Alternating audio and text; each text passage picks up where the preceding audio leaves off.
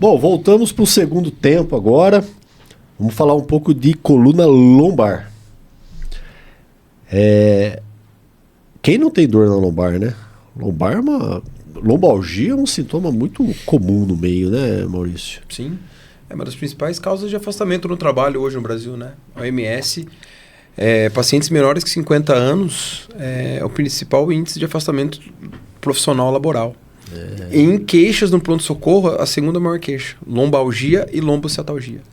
Mais de 90% das pessoas já experimentaram em algum momento dor na lombar, né, Denis? Arrisco a dizer que 100% ainda vão experimentar alguma queixa. Né? Os 10 que não pegaram o estudo é porque é só da questão de tempo, né? Ou não foram entrevistados. Dor na lombar, né? E tem aqueles casos, acho que 30%, 40% aqueles crônicos, né? Que cronifica, né? Aquela dor crônica, né? Dor lombar crônica, né? Tem uma característica diferente da lombar com a cervical, né? A coluna cervical é uma coluna talvez mais de dinâmico, movimento, né? A coluna lombar é uma coluna mais relacionada à força, carga, sustentação, né? Tem uma condição anatômica diferente. Talvez seja por isso que dói mais. Talvez, né? Maior sobrecarga, né? Mais exposta a fatores externos, né? Obesidade, sedentarismo, profissão, né? O pessoal tá quase... A maioria tá dentro do peso, né? Quase ninguém é obeso nesse mundo, né? Come bem. Eu costumo dizer para as pessoas, né? Que isso aqui é uma condição estritamente relacionado à sobrecarga de peso. Tem pessoas que acreditam que ainda que... mas o meu vizinho tem hernia de disco na lombar, teve problema na lombar e ele não tem condição de obesidade, ele era magrinho, etc. e tal. Mas é nítido e notório, né, que a sobrecarga de peso é um grande fator de risco para isso, né? Maior incidência, né? É que não necessariamente a pessoa que é atleta, faz atividade física e tem uma alimentação regular, pode ter evento tipo um infarto do miocárdio, né?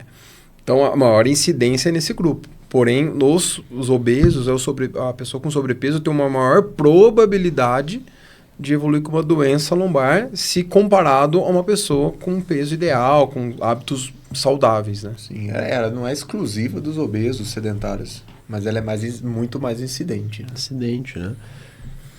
O obeso também é aquela pessoa que ela é um paciente mais inflamado, né? A gente até brinca com isso, né? Aquela inflamação subclínica, né? Tende a ser mais dolorido de maneira geral, quase tudo, né? Pessoas com sobrepeso, quando emagrece, melhora as dores nas mãos, por exemplo. Então não está relacionado só à carga, né? Relacionado a um processo bioquímico, metabólico, né? Etc. e tal. E posição sentada também é um fator de risco? Sim. Posturas viciosas, fatores sentados, muito tempo, né, sem ativação da musculatura abdominal, ativação do core, enfraquecimento muscular. É uma coisa que se fala muito hoje, né, que é índice de massa muscular. Significa que o paciente que tem mais músculo vive melhor, né, tem mais longevidade, né, Danilo? Essa medicina funcional integrativa, hoje a gente vive muito isso, né? Então, os pacientes que fazem atividade física, que têm musculatura saudável, que não tem essa lipossubstituição, eles têm uma lombar com menos problema, né? Passamos aí pela pandemia, né? A turma foi trabalhar em casa, os home office, etc. e tal, né? Várias manchetes na internet, trabalhos mostrando que o home office é um fator de risco que agravou, né, a condição de dores nas pessoas, né? Sedentarismo, né? Trabalhando em casa, a pessoa começa a ingerir maior número de calorias. Mais oferta. Né? Mais oferta. Muito tempo sentado. Então, assim, esses fatores, a gente fala, gosto de falar, de ostracismo, né? Ostracismo é uma palavra bonita. As pessoas vão ficando cada vez mais inertes e problemas de saúde vão acontecendo, né? Bom, temos aqui uma imagem, né? Acho que é um paciente de quem que é? Esse paciente é meu. Teu? É meu. Teu. Bom, conta um pouquinho o caso aí pra gente. Aí. Danilo, esse paciente, aproveitando o ensejo aí, agora é um problema da lombar. É um paciente que jovem também, tá? A idade também é um fator preditivo aí no na conduta, na conduta e no tratamento que foi proposto. É um paciente que apresentava quadro clínico de muita dor nas costas, né, chamada lombalgia. Paciente que apresentava processo inflamatório do disco, chamada dor discogênica, né? Que é aquela dor que o paciente refere uma pressão nas costas. Em alguns casos, com irradiação, esse paciente apresentava uma síndrome ciática. A dor irradiava para a perna, irradiava para os membros inferiores, principalmente a direita, tá? Associada a formigamento. Então, ele evoluía com quadro lombar mecânico, com reflexo na perna. Isso dificultava fazer atividade física, isso dificultava trabalhar, começou a perder capacidade produtiva e, obviamente, a qualidade de vida desse paciente, mediante o quadro clínico, né, que a gente colheu a história da doença no consultório, levou a gente a pedir uma ressonância para ele. Então, é importante a gente colher exame, é importante a gente examinar o paciente, é importante a gente colher uma história do problema que está afligindo, que está fazendo o paciente procurar o médico, o profissional de saúde no consultório, e mediante isso a gente solicitou o exame de imagem, que é o chamado exame padrão ouro. Qualquer doença da coluna, qualquer queixa da coluna, hoje o melhor exame chamado padrão ouro chama ressonância magnética. Não existe outro exame melhor do que ele. Então, o exame de ressonância avalia os discos intervertebrais, avalia a altura dos discos, a anatomia da coluna, o status da musculatura, os ligamentos e toda essa biomecânica que é importante no diagnóstico correto. Então, esse paciente evoluir com essa síndrome dolorosa lombar com irradiação para o membro inferior, chamada síndrome ciática. Ciática, né? Denis, é muito comum o paciente ir no consultório e falar que tem problema no ciático, né? Isso é comum, né? Ou no asiático, né? No asiático, né? Na verdade, o ciático é o maior talvez o maior nervo do corpo humano. Tem uma relação importante aí com a coluna lombar, né? Mas basicamente a pessoa que refere que tem dor ciática, o problema dela tá na região lombar, né? As raízes que vão formar, em última instância, o nervo ciático sai da região lombar. Então, diferentemente da cervical, que nós vamos ter sintomas nos braços, aqui na lombar nós vamos ter sintomas relacionados à perna, né? Então, as mesmas queixas, né? Me parece aí, Denis, que tem aquela questão do disco preto aí também, né? Da mesma forma lá, né, que a gente viu, né? Queria que você desse uma comentada aí nesse exame um pouco mais detalhado aí. Como o Maurício explicou, é o segmento, ressonância do segmento lombar, lombo-sacro, né, que tem a região sacral também inclusa. Assim, eu costumo dizer que assim, eu explico para os pacientes, né, que eles falam, doutor, eu estou com um problema na minha coluna lombar, estou com um problema na minha coluna cervical. A coluna é uma só. A gente tem uma coluna. A gente acaba dividindo em segmentos, cervical, dorsal ou torácico, né, lombar, sacral, que é para a gente direcionar, teoricamente, aonde a gente tem determinado degradação, determinado problema, tá? Então, assim, dito isto, ela tem as peculiaridades próprias da lombar, mas, assim, anatomicamente falando, elas têm os mesmos sinais, né? Um disco que a gente considera propriamente normal, ele teria aquele aspecto mais ovalado, com uma cápsula escura adjacente ali, circunscrevendo, né? E no disco de cima a gente pode ver que um conteúdo normal do disco, ele está o quê? Mais clarinho, que denota que ele está mais hidratado. Então ele tem uma consistência anatomicamente normal. O disco de baixo, como o Maurício anotou ali, a gente já vê a coloração dele escura, enegrecida, né? Já com um fragmento, já causando o quê? Uma barriga, vamos dizer assim, para dentro do canal da medula, que é o que a gente chama de protusão. Seria esse canal branco, né? O canal da medula seria o canal branco, e você pode ver que esse componente que vazou para dentro do canal acaba ocasionando o quê? Um estreitamento desse canal, né? Então, não só nesse disco, como no de baixo também, Então, o que a gente pode ver aí? Que tem uma doença discal, o que a gente chama de discopatia, né? Doença dos discos, em 2 segmentos, sendo que nos 2 segmentos a gente tem componentes que vazaram, né? Que protuíram para dentro do canal. E quando acontece isso, automaticamente, e na grande maioria das vezes, a gente acaba tendo compressão das raízes neurais que vão formar exatamente o nervo ciático, como você bem disse. Então, é um exame bem característico desse tipo de degeneração no segmento lombar. Quantos anos tinha? Esse paciente jovem, 32. 32, bem jovem também, né? Bom, um paciente que você também insistiu num tratamento clínico, acredito eu, Sim, né? sim. Normalmente esses pacientes, quando procuram o neurocirurgião, eles já vêm de um tratamento clínico, né? Eu percebo isso no consultório, né? Porque a maioria dos pacientes de problema de coluna, muitos procuram às vezes um ortopedista, já estão conduzindo alguma coisa, né? É muito raro um paciente ir no consultório com uma história de 1 semana de dor, 2 meses de dor, já vem com uma bagagem, né? E esse paciente aí passou por tudo isso, né, Maurício? Foi para fisioterapia. Sim. Era obeso ele? Não era obeso, era jovem, fazia atividade física regular, né? Boa biomecânica muscular, enfim. Não tinha o perfil do paciente com um problema de coluna, é um pouco atípico o quadro dele.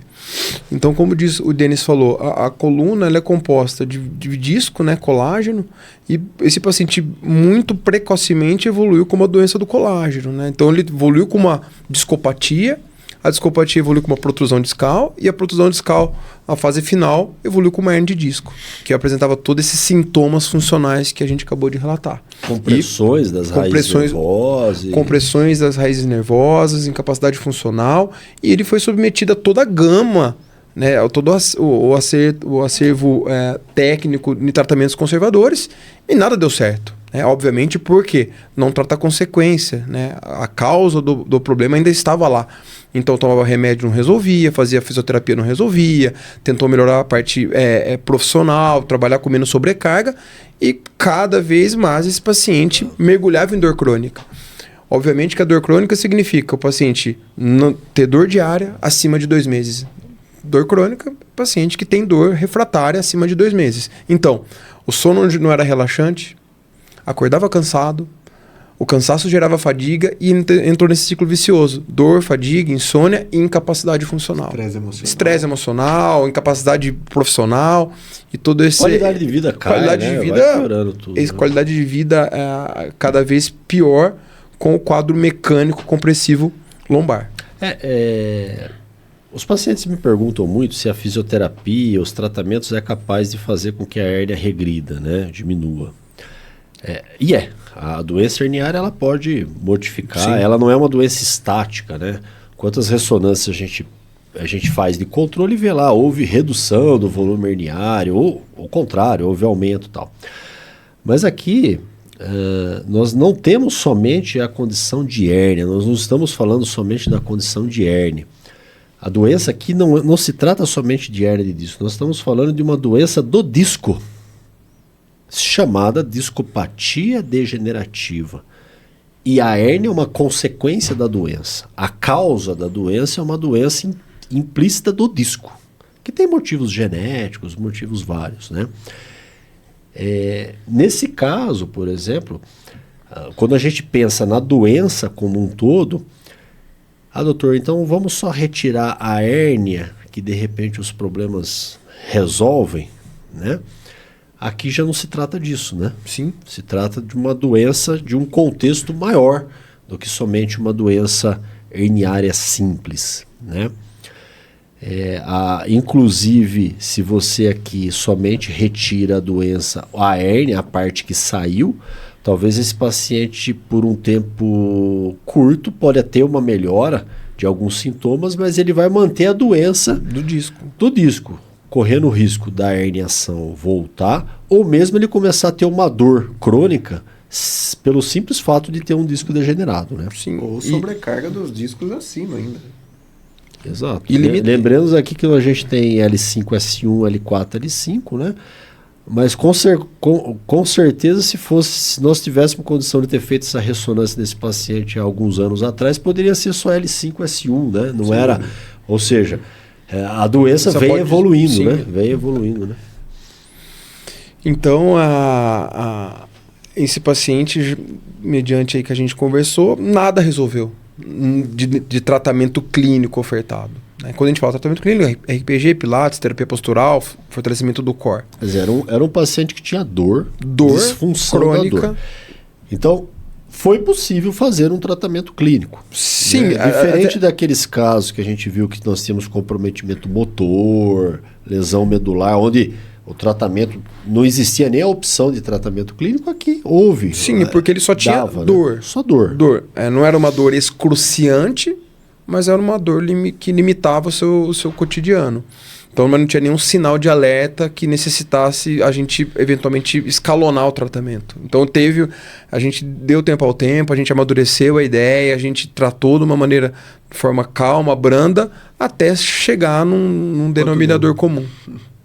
O quanto deu, né? O quanto deu, né? Quanto ele aguentou, né? Vamos dizer assim. E chegou um momento que esse problema para ele não estava conseguindo conviver com esse quadro doloroso, sintomático. O próprio paciente que retorna, está fazendo tudo e não está bem, ele também quer uma opção do médico, né?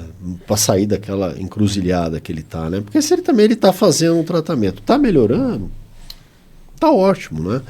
Só que chegou um ponto aí, quantos meses tratou ele? 3 meses. 3 meses, quer dizer, 3 meses. Deu quase 12 semanas. Gente, qualquer pessoa que estiver ouvindo aí, que topou o pé numa quina de mesa aí, começar a dor no dedo durante 2 horas, a gente já sabe, já entende o que significa dor 2 horas. Aqui eu estou falando 12 semanas. É muito tempo, Sim. Né? É muito tempo, né?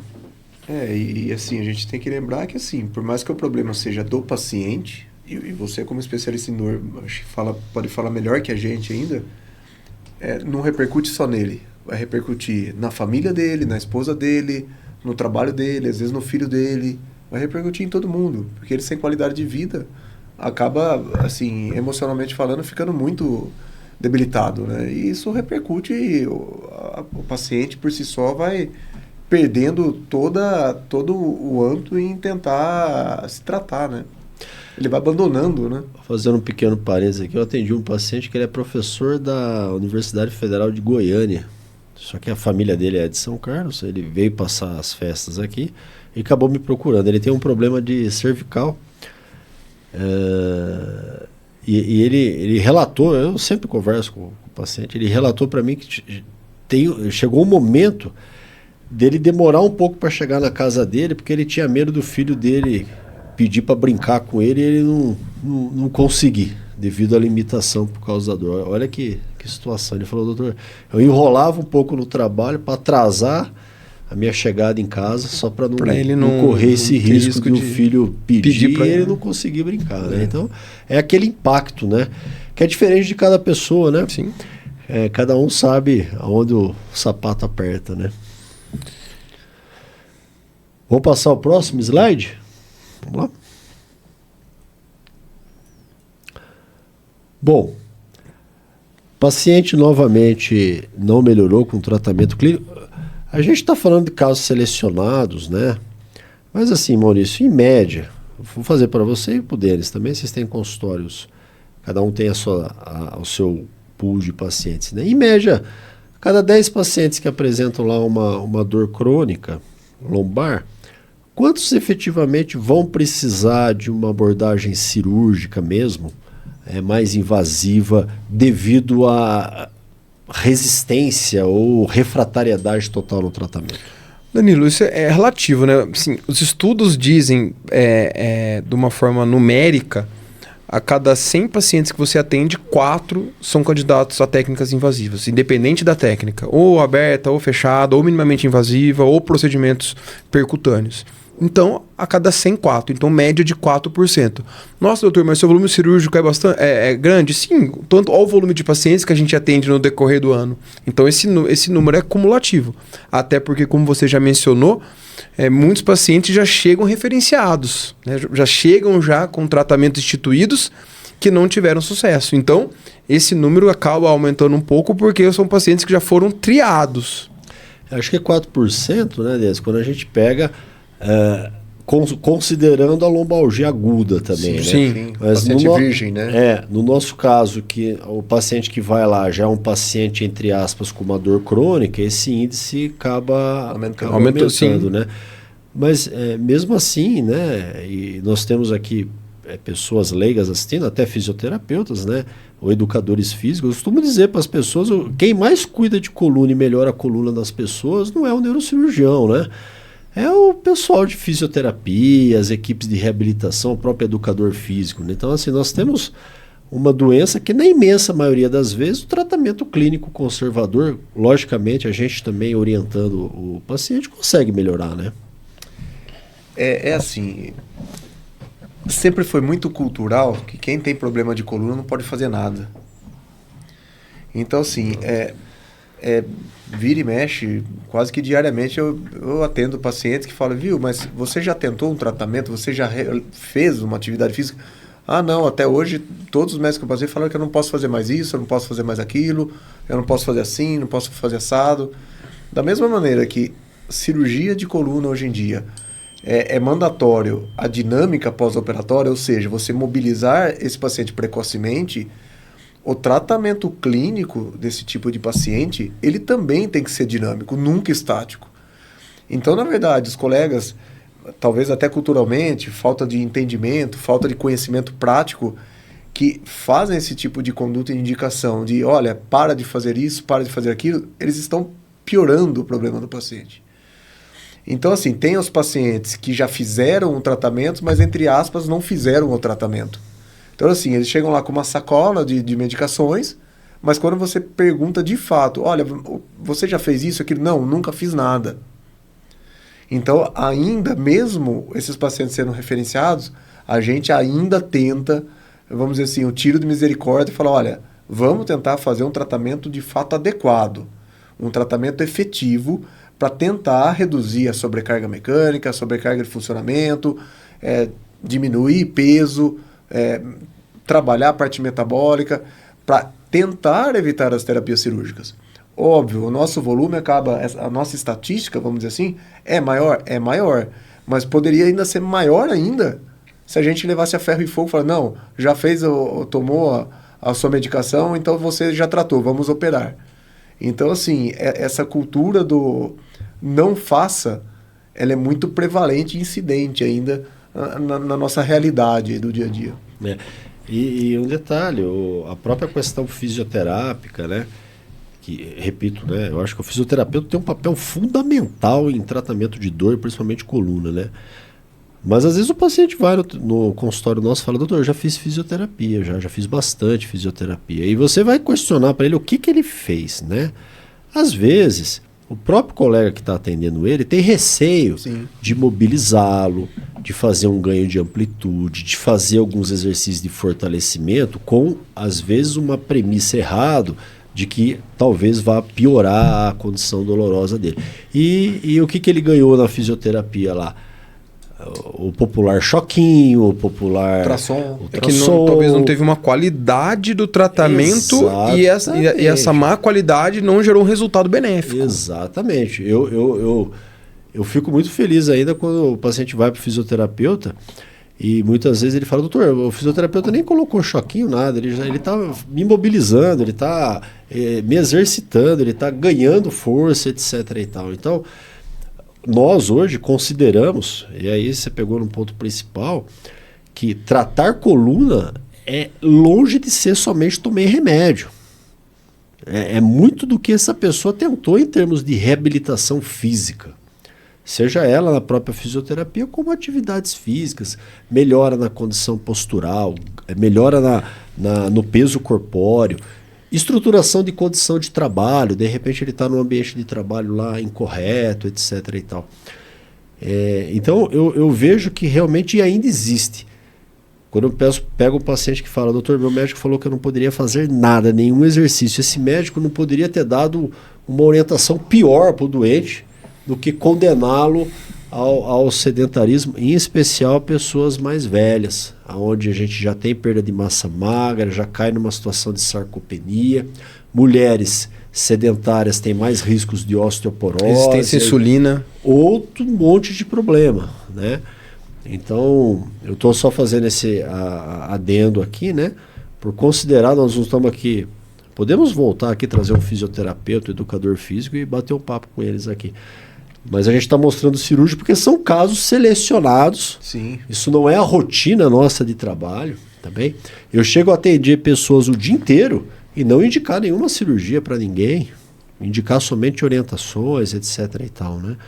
Mas aqui nós trouxemos casos selecionados porque a gente está batendo nas técnicas, Sim. né? Mas para não deixar uma falsa intenção para as pessoas aí. Então, se você sofre com problema de coluna, dores, hérnias de disco e tal, você tem mais chance de melhorar sem precisar de uma cirurgia. Isso é estatístico. Né? 90%, né? Estatisticamente, 90% dos pacientes se beneficiam de tratamentos não cirúrgicos. Logicamente, com uma boa orientação do especialista, com uma boa orientação de fisioterapia e com atividades físicas adequadas para cada caso. Né? Sim. É que tem muito como rotina, né? As pessoas antigamente falam, não, tenho um problema de coluna, não posso fazer nada. Pelo contrário, tenho um problema de coluna, posso fazer tudo. Porém, com orientações. Eu divulgo muito nas redes aí. O deles é quase um atleta, né? A gente é um pseudo-atleta, né? Mas é bacana porque a gente se divulga também no intuito de até incentivar, né? O profissional médico é um formador de opinião, né? Então, as pessoas acabam refletindo um pouco do que você faz, né? Então, se você induz também que o exercício físico é bom, você também tem que estar dá um exemplo, tentando incentivar, não fazer exatamente o que você faz ou eu faço, mas incentivar. Tem algumas pacientes mais idosas, né? Passaram comigo em consulta, deu orientações gerais, tal. Vamos fazer uma atividade física, uma hidroterapia, uma hidroginástica, obviamente respeitando a idade dela. Depois de 2 meses ela volta. Nossa, doutor, melhorou minhas dores. Melhorou por quê? Primeiro, fortaleceu o sistema musculoesquelético. Segundo, saiu daquele grau de atrofia, né? Quanto mais atrófico o paciente fica, maior o enrijecimento da musculatura, melhor a dor. Número 3, começou a se relacionar. Socializar no ambiente físico, né? Independente do qual. Começou a dormir melhor, né? Teve um sono mais revitalizante. Então, tudo isso tem um embate, né? Que ajuda a combater dor crônica. Então, às vezes, é difícil começar. É difícil o paciente, nossa, vou ter que tirar um tempo para mim. Eu falo, você vai ter 2 chances. Ou tirar um tempo para cuidar da sua doença, ou tirar um tempo para cuidar da sua saúde, que ainda dá tempo. Então eu falo 3 premissas. Eu falo difícil é para quem nunca começou. Fácil nunca será. E simples para quem faz todo dia. Então isso é a medicina moderna, integrativa, que você gosta muito disso, é a gente falar, paciente, faça isso que vai ter resultado. Não é a curto prazo, é médio e longo prazo. Porém, o corpo é uma máquina. Você cuidando bem dessa máquina, a chance de você ter problemas dessa máquina diminui. E no curto prazo o remédio pode ajudar. Sim, pode. O remédio pode ajudar, o bloqueio pode ajudar. O procedimento, sim. As coisas para tirar da fase aguda pode mostrar. O professor Manuel Jacobs, quando eu fiquei um tempo lá fazendo a dor, ele falava uma coisa que ele batia em quase todos os ambulatórios. Tem 2 situações que a pessoa que tem dor crônica não pode fazer ou ela tem que modificar.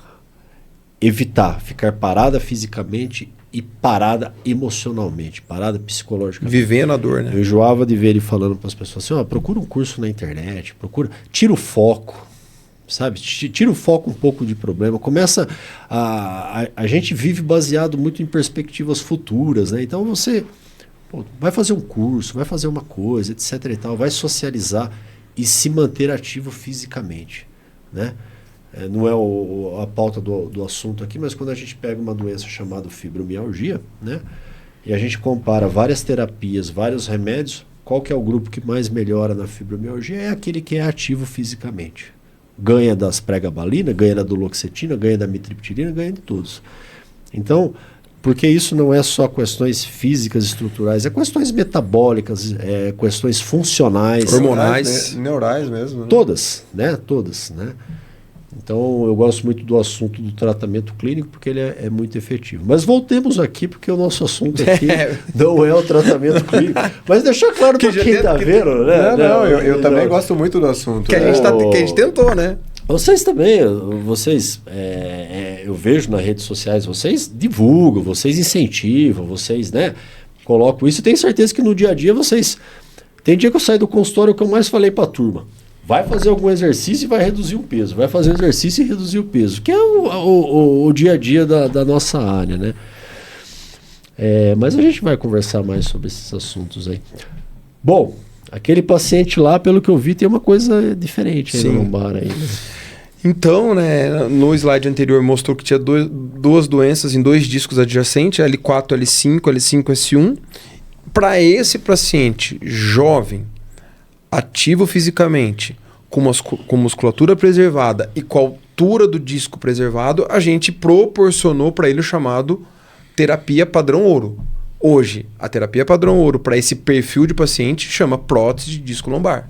A prótese de disco lombar ou artroplastia significa substituir o disco doente, substituir o disco degenerado por prótese de disco móvel, mantendo toda a integralidade e funcionabilidade do sistema intervertebral lombar, com flexibilidade, lateralidade, mantendo toda a anatomia preservada. Então, para esse paciente, especificamente, a gente proporcionou esse tratamento, a chamada artroplastia.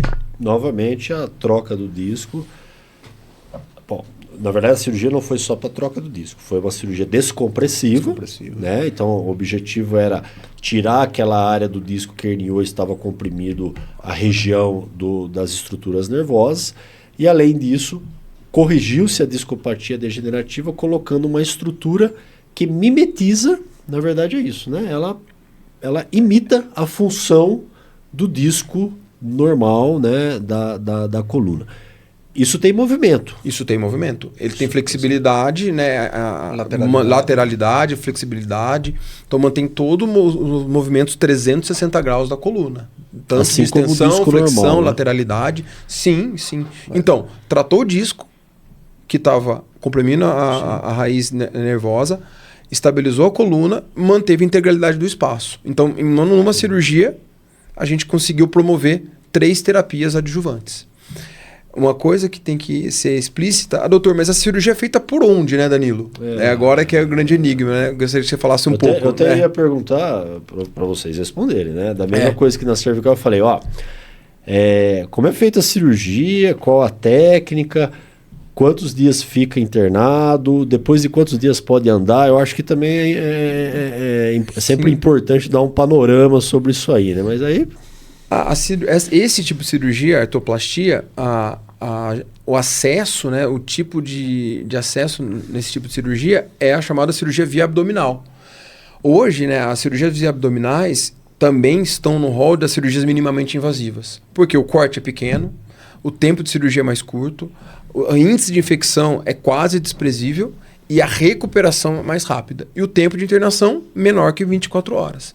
Então, antigamente, né, nós somos de uma fase transicional que hoje, operar a coluna por trás, abrir a coluna por trás, serrar o osso, mexer nas estruturas anatômicas da coluna, que não estão doentes. Cortar a musculatura íntegra. Que a gente fazer o tratamento chamado invasivo da coluna, quando...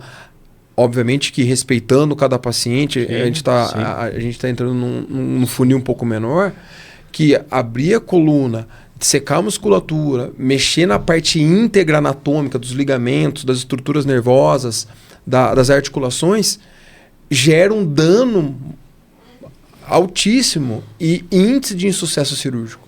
Que às vezes o paciente melhora do quadro ciático, melhora do reflexo na perna, mas continua com dor crônica nas costas.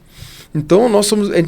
Assim, a gente veio nessa fase transicional. Quantas artrodeses você fez abertas, assim como eu, Denis? E hoje, com o advento da medicina, com a tecnologia, abrir a coluna por trás, para cada paciente, obviamente, é pormenorizado, que é pior para ele. Então, hoje, as cirurgias laterais, cirurgias endoscópicas ou cirurgias abdominais não trazem índice de insucesso. Pelo contrário, por ser uma cirurgia mais anatômica, a recuperação e a funcionalidade da coluna permanece intacta e esse paciente tem um maior ganho de objetividade para melhorar o quadro clínico que levou a procurar a cirurgia. Então, esse tipo de cirurgia via abdominal, que hoje é uma das técnicas que particularmente eu indico muito, né? A gente tem um rol grande de pacientes operados nesses últimos 5 anos. Eu estou falando de uma cirurgia recente, tá, Danilo?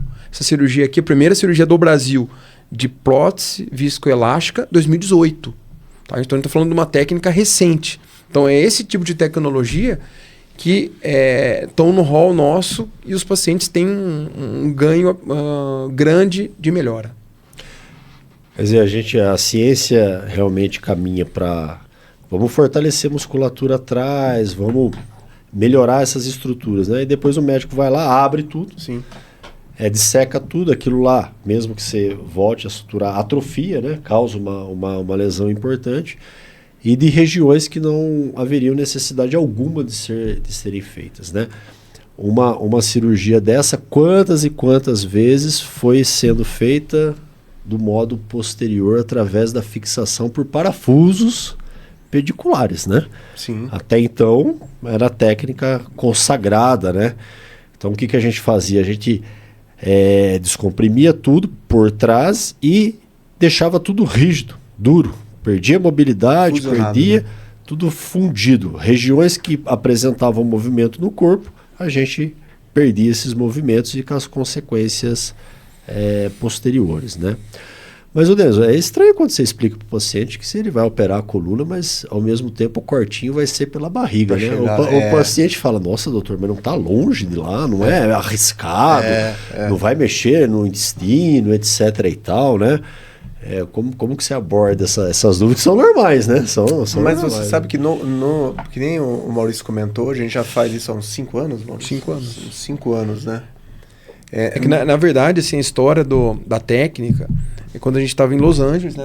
A gente foi num congresso americano, né, de coluna que chama NASS, que é o maior congresso de coluna do mundo.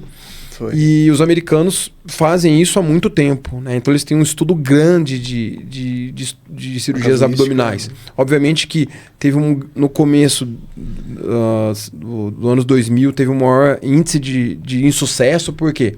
As próteses não eram adequadas, não tinha uma maior ergonomia do trabalho, as peças, as chaves e os instrumentais eram um pouco mais grosseiros. Ela teve um pico e subiu, né? Aí depois voltou. E depois tiveram um refinamento da técnica e desde 2012 eles aumentaram o índice para cirurgias abdominais. Então quando a gente foi para Los Angeles, a gente chegou em umas aulas lá que alguns cirurgiões, como técnica padrão ouro, cirurgia só abdominais. Então a gente falou assim, quando a gente chegou aqui no Brasil em 2018, já tinha a técnica, mas não tinha difusão. Hoje, se a gente falar técnicas abdominais, hoje qualquer cirurgião de coluna tem no hall dele como técnica abdominal. Porque assim, o que chama e o que chamou a atenção na época é assim, o público americano, ele é ainda um público pior que o nosso, né?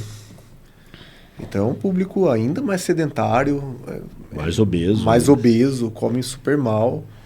E na ocasião a gente falou, poxa, o pessoal tá com técnica minimamente invasiva para sustentar esses pacientes com esses IMCs altos e estatisticamente falando com complicações menores que a via posterior. Então chamou muito a atenção.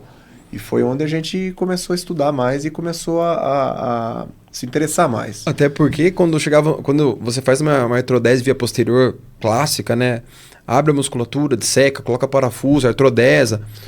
Esse paciente não anda no dia seguinte, né? Esse paciente é 3, 4 dias deitado, né? Dreno, né? Pacientes com uso de opioides otimizados, muita dor. Então, assim, depois que você muda de um panorama desse paciente, quando você chega no quarto, o paciente já está lá de banho tomado, com roupa do corpo já, doutor, vou embora quando? Falou assim, agora, está de alta. Então, isso gerou um impacto muito grande na conduta nossa do dia a dia. Foi. E então, assim, no começo, né, quando a gente começou a ofertar esse tipo de técnica lá, realmente gerava muita curiosidade. Ah, mas como é feito? Mas tem que realmente abre o intestino, passa por onde, qual é o risco? Hoje em dia, eu falo com muita clareza que, na verdade, o pessoal quase procura a gente por saber que a gente, talvez na região ali, seja uma das únicas equipes que fazem a técnica. Então, hoje em dia, está até mais difundido. difundido, tem uma aceitação muito maior. Obviamente que ainda tem aqueles pacientes que operam, vão para casa, chega, você operou, cadê o corte nas costas? Não acha. Fala, não, tá na barriga, mas era o que hérnia que era.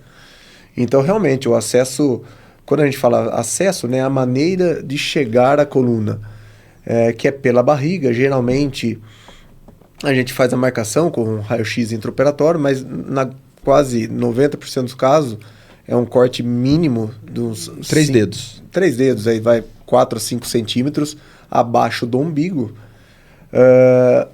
Depois que faz o corte na pele, a gente não tem nenhum tipo de, vamos dizer assim, estrutura mais rígida a ser transposta para chegar à coluna. Diferente da técnica habitual até então, né, que teria que cortar musculatura, dissecar musculatura, serrar osso.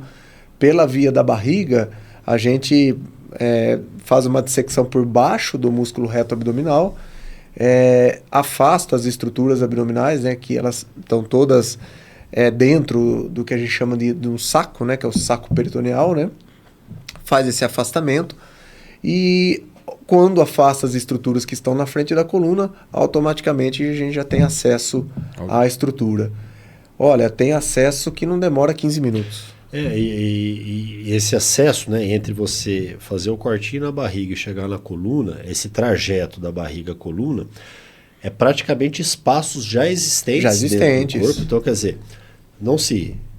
Você respeita a anatomia, né? Você não corta nada, você não retira nada, você não ofende nada, você vai usar vias naturais, assim como é na cervical.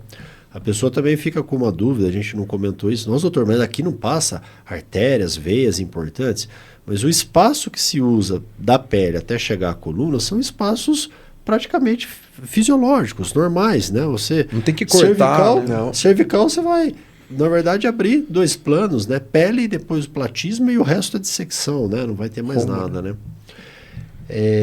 E uma coisa que eu acho que melhorou muito também, a minha experiência com a LIF, ela é um pouco mais recente do que as suas. O cirurgião de acesso também está bem melhor, né? Sim, sim. Né? Porque existe um outro cirurgião que nos entrega a coluna lá para que a gente opere, né? Sim.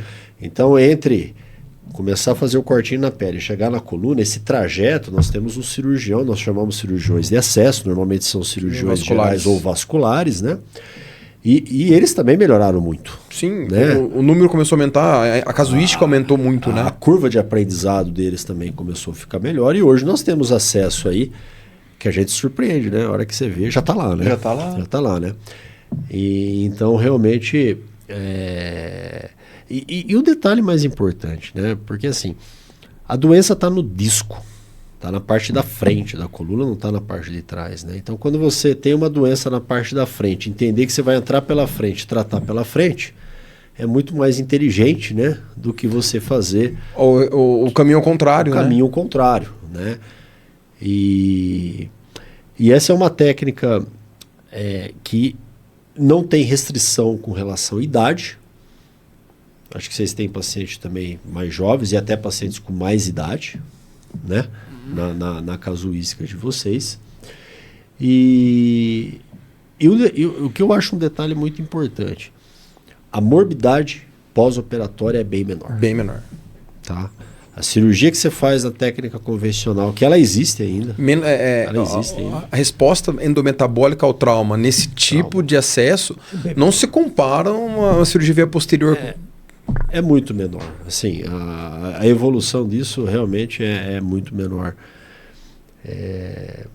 Agora, a artroplastia lombar, que é a prótese de disco lombar, essa ainda não está encampada no rol, né? Não está. Essa é uma técnica que, diferente da cervical, que já está lá disponível para a gente solicitar, aqui nós não temos. Na verdade, o rol, né, que é a tabela de procedimentos de obrigatoriedade dos planos cobrirem, tabela mínima, né? Tem uma Sim. discussão a respeito disso, né? Mas ela não está ainda nesse rol, né? Então acaba gerando alguns porque conflitos. o rol é né? exemplificativo, né? Ele não é taxativo, né?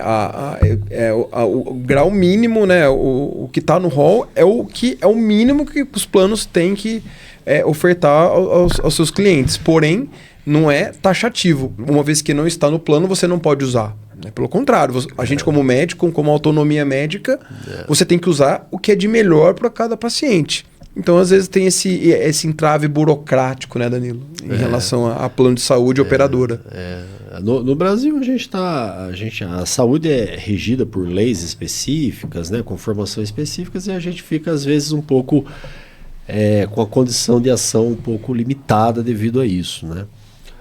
Mas, logicamente, que você indicando bem, tendo um paciente com indicação precisa, etc. e tal, é esse paciente que tem que ser visto. Qual que é a idade? 32 anos. 32 anos. Por exemplo, é um paciente que operou, vai embora no outro dia, né? Operou, foi embora no outro dia. Andando.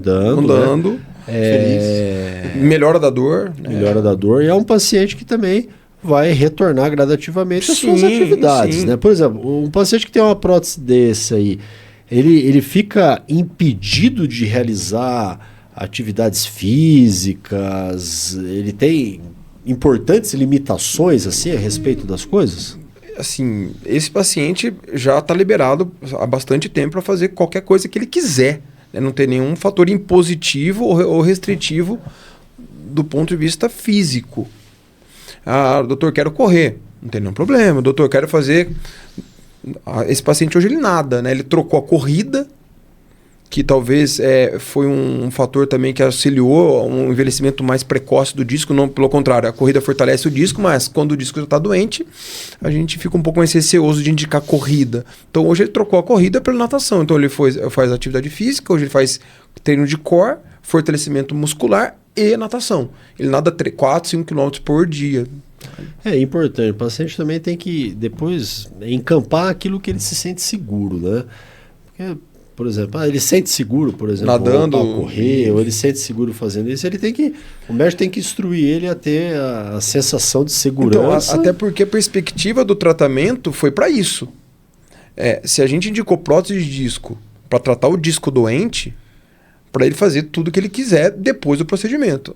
Ao invés de você tratar só o fragmento herniário, o disco continua doente, ele não poderia fazer nada do ponto de vista físico. Então, acho que o tratamento direcionou a esse quadro. Quer dizer, nessa cirurgia ele está sem a hérnia e sem o disco degenerado. Sem a hérnia, sem o disco degenerado, medula ciático descomprimido e altura preservada.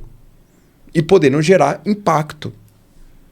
Quanto tempo dura essa prótese aí deles? Precisa trocar depois? Não, de eterno, né? Não tem um tempo? Depois não tem que trocar? Não. Essa prótese é de terceira geração, né? Hoje é uma das melhores próteses hoje no Brasil. Essa Essa M6L. M6L. Então ela tem um núcleo viscoelástico, tem uma quilha tripla e ela tem angulação de 3 graus em qualquer plano. Qualquer postura, né? O desenvolvimento tecnológico, né? A tecnologia envolvida, né? Então, assim, você tem melhor... A medicina é o seguinte, se a gente melhora a técnica, melhora o acesso, diminui os cortes, melhora a recuperação, contínua isso, paralelo a isso a gente tem desenvolvimento de melhores materiais de mais boa qualidade na formação, de mais melhor manuseio, né? Melhor manuseio, melhor adaptação com o corpo, são materiais inertes, né? Assim, é praticamente impossível se ter uma rejeição de um material desse. Quando nós vamos ter rejeição, nós estamos falando de uma infecção, Sim. Não é uma rejeição, né? Então, essa tecnologia, né, associado à técnica, é o que propicia hoje a gente fazer coisas diferentes. E a medicina... A área de coluna é uma área que evolui muito rápido perto da medicina. Não sei se vocês percebem, né? Eu acho que a área oncológica, quando a gente fala quimioterápico, é uma área que evolui rápido, né? Porque você tem muito dinheiro envolvido, né, na produção, de pesquisa e tal. Mas a área de coluna é uma área que evolui muito rápido, né? Sim. Nós somos jovens aí, 15, 20 anos aí de trabalho, né? Quanta coisa já mudou, né? Quantos ciclos já passaram? Quanta coisa você já fez, não faz mais e cada vez você está Tentando buscar um novo. reformando mais, né? Vocês foram pro congresso da Alemanha esse ano lá, né? A gente foi pro Eurospine. Pro Eurospine.